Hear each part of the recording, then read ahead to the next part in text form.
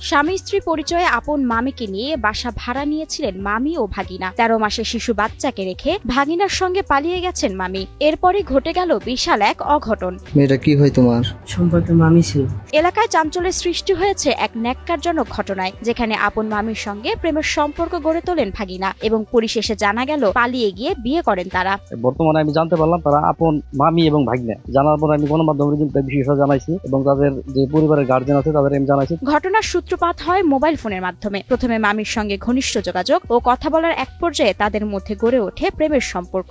আমি বুঝতে পারি না যে সে আমার মামি, তার সাথে ওর মেসেজ হতে হয়েছে। সমাজের রীতিনীতি ও আত্মীয়তার সীমা লঙ্ঘন করে ওই ভাগিনা ফজলু নিয়মিত মামি মুন্নি আক্তারের সঙ্গে দেখা সাক্ষাৎ ও কথোপকথন চালিয়ে যান। কতদিন হয় বিয়ে করছো? আইসি তো অনেকদিন ধরে, 1 মাস।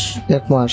পরিবারের বাধা ও সামাজিক নিন্দা উপেক্ষা করে এক পর্যায়ে মামি 13 মাসের শিশু বাচ্চাকে রেখে ভাগিনা ফজলুর হাত ধরে বাড়ি থেকে পালিয়ে যায়। পরে ঢাকার উত্তরায় এসে এক হুজুরের মাধ্যমে বিয়ে করেন তারা এবং কোনাবাড়ি আমবাগে ভাড়া বাসা নিয়ে বসবাসও শুরু করেন তারা।